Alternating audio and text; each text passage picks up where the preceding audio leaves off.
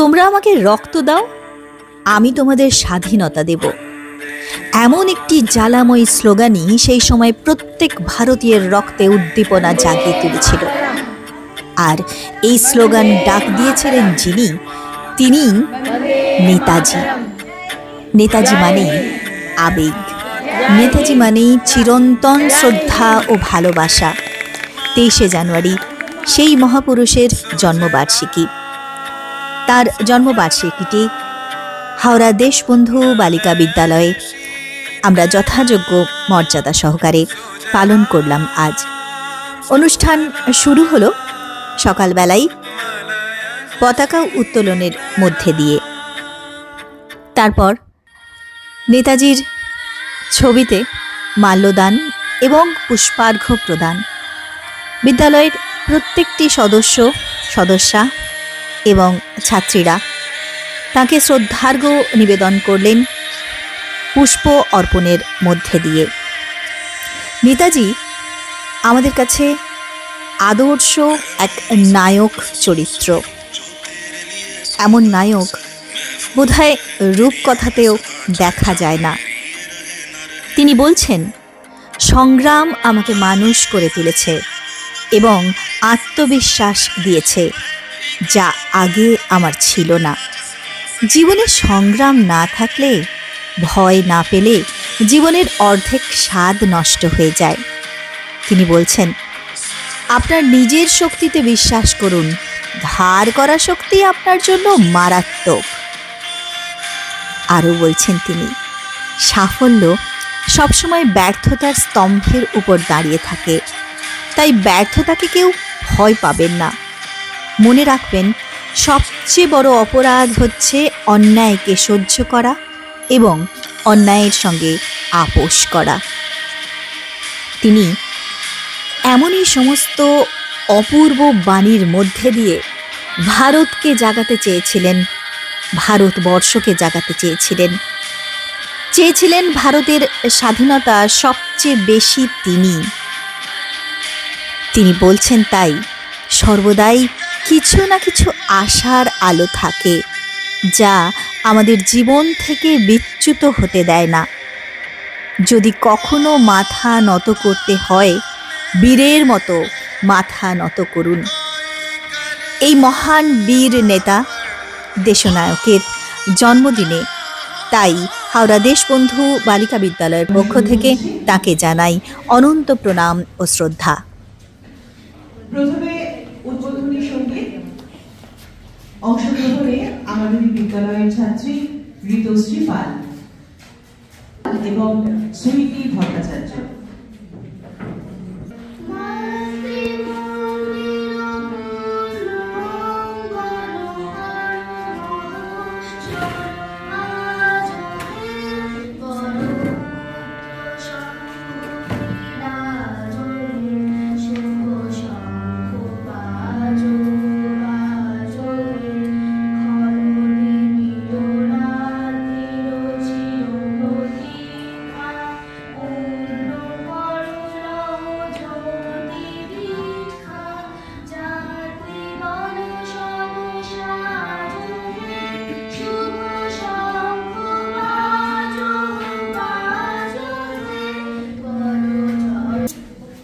উদ্বোধনী সঙ্গীতের পর আমাদের পতাকা উত্তোলন এবং মাল্যদান পর্বটি আমাদের মিটিং হয়ে গেছে বিদ্যালয় প্রাঙ্গণে।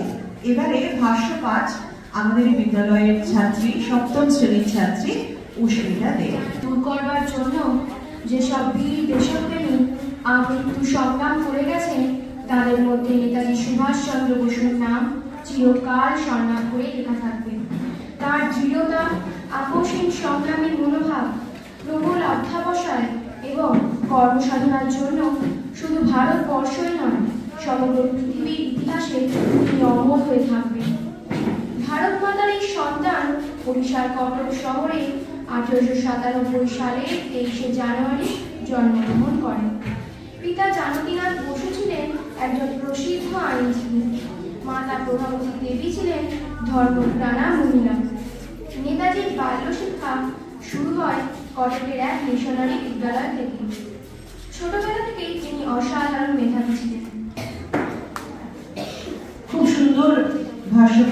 শোনালো আমাদের বিদ্যালয়ের ছাত্রী বসুন্ধরা দে। এবারে আমরা চলে যাব আমাদের বিদ্যালয়ের প্রাথমিক বিভাগে। প্রাথমিক বিভাগে আবৃত্তি পরিবেশন করবে ঐতৃষা পাঁজা, প্রিয়শ্রী রায় এবং অয়ন্তিকা রায়। কবি, নেতৃত্ব, অঙ্কন আমার নেতাজি। রক্তে আমার নেতাজি সুভাষ, নেতাজি আমার মরণে, আমার নেতাজি জীবন্ত আজ আমার শয়নে স্বপনে। গর্বিত আমি, ভারতীয় আমি, বাংলা আমার প্রাণ। নেতাজি সুভাষ আমার নয়ন, আমার অভিমান। আমার নেতাজি বজ্রকটি, ইংরেজদের ভয়। আমার নেতাজি স্বাধীনতাকামী, নির্ভীক নির্ভয়। নেতাজি মানেই সাহসী হৃদয়, স্বরাজের জয়গান। নেতাজি মানেই কভু না মানা, স্বদেশের অপমান। নেতাজি মানেই মহান বিপ্লবী, আগুন ঝরানো বাণী। নেতাজি মানেই যুগের প্রতীক, রক্ত গোলাপ দানি। নেতাজি মানেই বীর সংগ্রামী, স্বদেশ অন্তপ্রাণ। আজীবন আমি গাইব তোমার জীবনের জয়গান। নমস্কার। বিভাগে ঐতৃষা পাঁজা, প্রিয়শ্রী রায় এবং অয়ন্তিকা রায়। এবারে একটি নৃত্য পরিবেশন করবে প্রাথমিক বিভাগের শুভেচ্ছা ভর ও স্বয়ংপ্রভা মুখার্জি।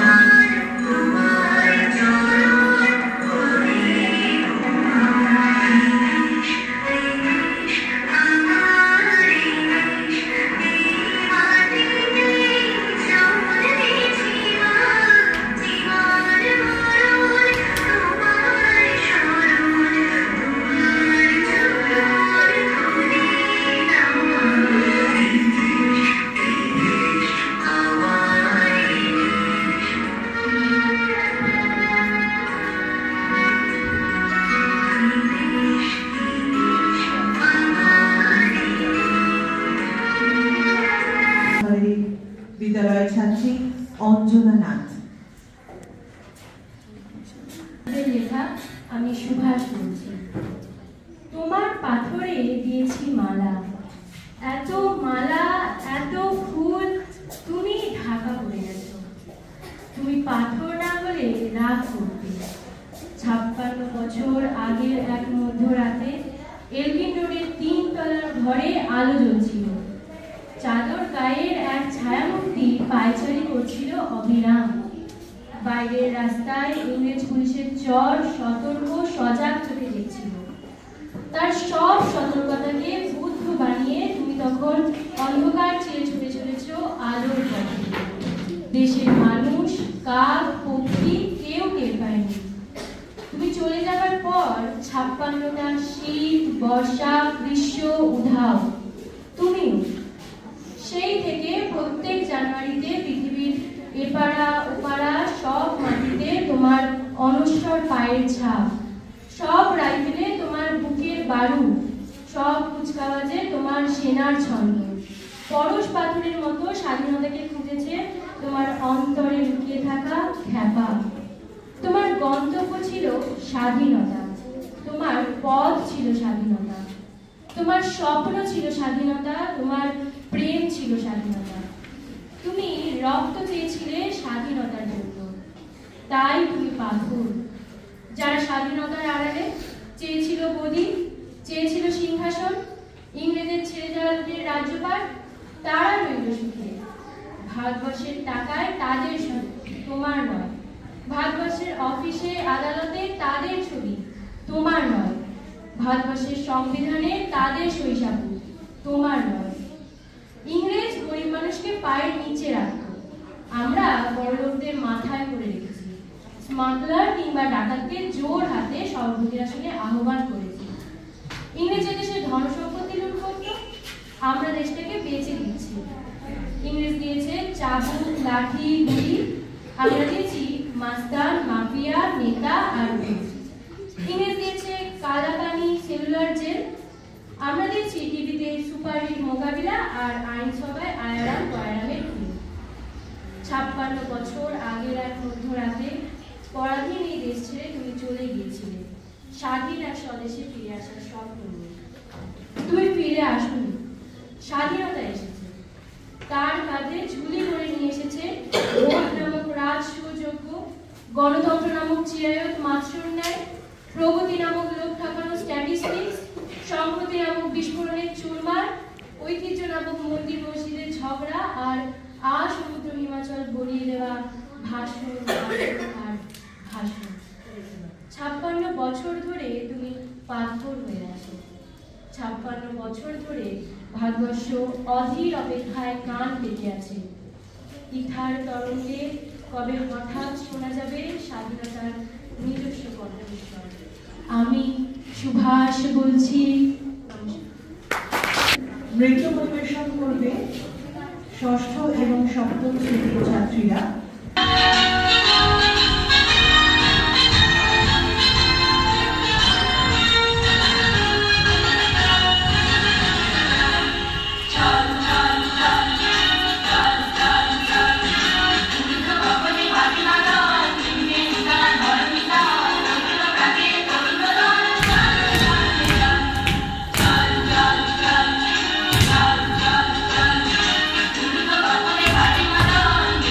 Thank you.